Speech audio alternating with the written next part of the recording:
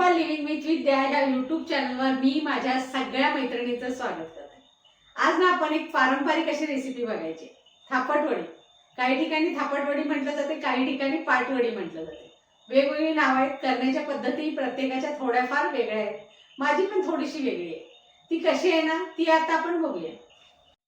1 वाटी बेसन घेतलेलं आहे मी, 1.5 वाटी पाणी, त्यानंतर कांदा एक मोठा चिरून, 4-5 लसणाच्या कळ्या आहेत, पण ह्या मोठ्या आहेत म्हणून मी 4-5च घेतले। थोडासा जास्त लसूण घेतला तर चालेल। त्यानंतर आल्याचे थोडासा तुकडे, 2-3 हिरव्या मिरच्या, कोथिंबीर, थोडेसे जिरे आणि ओवा। हे सगळ्याचं ना मी एकत्र असं वाटण करणार आहे, म्हणून मी हे वेगळं ठेवलेलं आहे। त्यानंतर फोडणीमध्ये घालायला ना आपल्याला कढीपत्ता, हिंग, लाल तिखट, जिरापूड, धनापूड, हळद, चिमूटभर साखर आणि हे वरून घालायला खोबरं आणि कोथिंबीर, त्यानंतर मीठ। ह्या स्टीलच्या बाउलमध्ये मी हे पीठ घेते। 1 वाटी पीठ घेतलेलं आहे। पाणी मी 1.5 कप घेतलेलं आहे। ते घालत घालत आपल्याला बघायचं आहे व्यवस्थित असं पातळसर मिश्रण तयार झालं की नाही दरदरीत, की पाणी घालायचं बंद करायचं आहे। थोडं थोडं करत घालून बघूयात आपण। आणखीन थोडंसं घालते। हे बघा, हे एकसारखं असं हे दरदरीत छान मिश्रण तयार झालेलं आहे, गुठळ्या पण राहिलेल्या नाहीत। आता हे जे उरलेलं पाणी आहे ना, ते आपल्याला फोडणीमध्ये घालून घेता येईल, ज्या पाण्यामध्ये आपल्याला हे पीठ शिजवायचं आहे नंतर। आता हे वाटण जे आहे ना, हे मिक्सरमधनं आपल्याला बारीक करून घ्यायचं आहे। तर हे सगळंचे सगळं एकाच वेळी घालायचं। जसं की मी हे कांदा घातला, लसूण, आलं, मिरच्यांचे तुकडे आणि ही थोडीशी कोथिंबीर, त्यानंतर थोडासा ओवा घालायचा आपल्याला ह्यातच, आणि थोडेसे जिरे। जरी जिरापूड घेतलेली असली तरी आधेमध्ये येणारे हे जिऱ्याचे तुकडे ना ते खूप छान वाटतात, त्यामुळे ह्यामध्ये थोडेसे जिरे घालून घ्यायचे आणि ह्याचं वाटण करून घ्यायचं। मस्त झणझणीत असं मी माझं वाटण तयार केलेलं आहे मी हे। आणि ना हे असं जाडभरडच ठेवायचं, एकदम बारीक पेस्ट नाही करायची याची आपल्याला।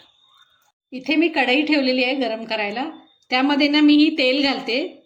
तेल मी की नाही जवळजवळ 2-3 पळ्या घेतलेले आहेत। तेल जरासं जास्त घ्यायचं, ज्यामुळे ना चिकटत नाही आणि मस्त असं शिजलं जाते ते बेसन। तेल गरम झालेलं आहे। आता आपण फोडणी घालायला सुरुवात करूया। सुरुवातीला मोहरी, त्यानंतर जिरे, हिंग, कढीपत्ता थोडासा, त्यानंतर हे जे वाटण करून घेतलेलं आहे ना आपण, ते घालून घ्यायचं आणि मस्त असं परतून घ्यायचं आहे व्यवस्थित। ह्यामध्ये ना आपण कच्चा कांदा घातलेला आहे, त्यामुळे ना हे छान परतायचं, कारण कांद्याचा उग्रपणा गेला पाहिजे।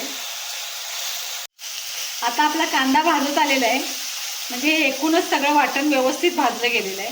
आता ह्यामध्ये ना आपल्याला बाकीचे सगळे मसाले घालून घ्यायचे, ज्यामध्ये मी धनापूड घालते, जिरापूड, त्यानंतर हळद जराशी जास्त घालायची, कारण ह्या रंगानं ना पिवळ्या असतात ह्या वड्या। आणि मी लाल तिखट घालणार आहे ना, ते अगदीच चवीपुरतं जरासंच घालायचं आपल्याला। हे घालायचं असलं तर घाला तुम्ही, पण प्रत्येकाची अशी स्वतःची एक चव असते, ती येण्यासाठी म्हणून मी हे घालते। त्या पदार्थाला आणखीन जास्त चव येते त्यामुळे। मसाले व्यवस्थित परतून झालेले आहेत। आपल्याला आता ह्यात पाणी घालायचं आहे। जे पाणी शिल्लक होतं ना, ते मी मिक्सरच्या भांड्यातून काढलं आणि ते पाणी मी आता ह्यामध्ये घालते। आता ह्या पाण्याला उकळी येऊ द्यायची। आता ह्यामध्ये आपलं घालायचं राहिलेलं एक मीठ, ज्या अंदाजे आपल्याला घालायचं आहे वडीच्या अंदाजाने, आणि त्यानंतर घालायची थोडीशी साखर। साखरेमुळं गोड होत नाही, पण तिखटपणा जो असतो ना तो व्यवस्थित बॅलन्स होतो आणि चव अशी बाहेर येते त्याची अगदी। ह्याला आता व्यवस्थित उकळी आलेली आहे। आता ना आपण हे बेसन आहे ते घालून घ्यायचं, ह्याच्यामध्ये व्यवस्थित घालून घ्यायचं, मिक्स करायचं। आता गुठळ्या होत नाहीत आपल्या, कारण आपण बेसन पाण्यामध्ये व्यवस्थित असं कालवून घेतलेलं आहे, त्यामुळे ह्याच्या गुठळ्या होत नाहीत। आता हे मिश्रण आहे ना ते आपलं घट्ट व्हायला सुरुवात झालेली आहे। आता ना गॅस बारीक करायचा आणि आपण झाकण घालून ठेवायचं, थोडंसं वाफ येऊ द्यायची याला चांगली अशी, म्हणजे व्यवस्थित असं शिजलं जाते पीठ। 5 मिनटं वाफ काढायची त्याची। आता बघूया आपण, हे बघा मिश्रण आता घट्ट झालेलं आहे। आता ना हे एका ताटाला तेल लावून त्याच्यामध्ये हे काढून घ्यायचं आहे आपल्याला।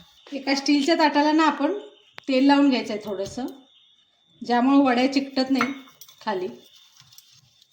व्यवस्थित असं लावून घ्यायचं आता ह्यामध्ये आपल्याला पीठ काढून घ्यायचं आहे.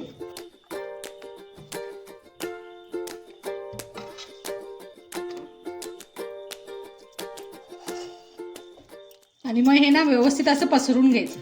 मी आता हे स्पॅच्युलाच्या मदतीनं पसरते.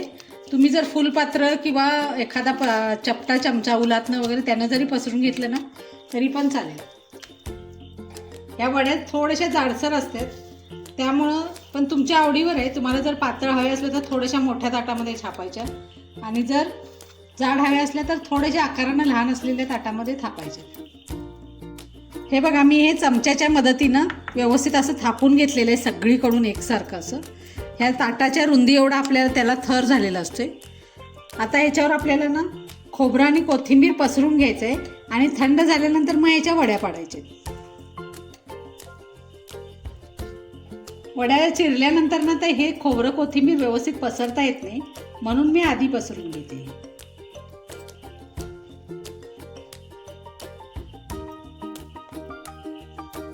हे पसरल्यानंतर ना ह्या चमच्याच्या मदतीनं थोडासा दाब द्यायचा, ज्यामुळे हे निखळून पडत नाही. आपण वड्या पाडल्यानंतर व्यवस्थित त्याच्यावर बसते. ते खोबरं आणि कोथिंबीर जे आहे ना व्यवस्थित असं फिट होते त्याच्यावर. हे 5 मिनिटं ना आपल्याला रेस्ट व्हायसाठी ठेवूया. थंड झाल्यानंतर याच्या वड्या खूप छान पडतात, त्यामुळे लगेच गडबड करायची नाही वड्या पडायची. व्यवस्थित ह्याला थंड होऊ दे. आपली वडी आहे ना ती पूर्णपणे थंड झालेली आहे बघा. अजिबात आता अशी मऊ नाही आहे, ती घट्टपणा आलेला आहे त्याला. आता ही आपण कट करून घेऊया. वड्या थोड्याशा मोठ्या पाडायच्या आणि आकार त्याचा त्रिकोणी येईल असं बघायचं.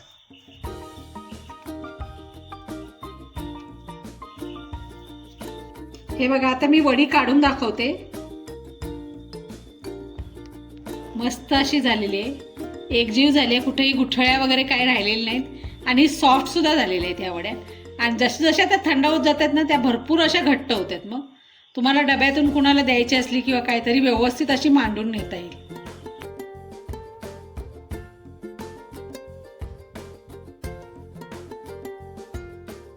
अशा पद्धतीने आपली थापटवडी तयार झालेली आहे. गौरी गणपती यायला लागलेत आणि गौरीच्या नैवेद्यासाठी थापटवडी किंवा आळूची वडी घरोघरी केली जाते. ह्यामध्ये ना मी कांदा आणि लसणाचा वापर केलेला आहे. जर तुम्ही नैवेद्यासाठी करणार असाल तर हे स्किप करू शकताय, पण जर घरात खायची असली तर हे सगळं घालून झणझणीत अशी थापटवडी तुम्ही करू शकताय. मस्त लागते, डब्यातनं कुणाला तरी देऊ शकताय. आपण रानात वगैरे जेवायला जातोय ना झाडाखाली बसून, त्यावेळेला तर त्या जेवणामधून ही वडी नेली ना खूप मजा येते. बऱ्याच ठिकाणी ती पद्धतच आहे दही भात वडी वगैरे न्यायची. ही अशी मस्त अशी वडी आहे ना ती तुम्ही करून बघा आणि छान छान अशा कमेंट्स मला द्या. थँक्यू.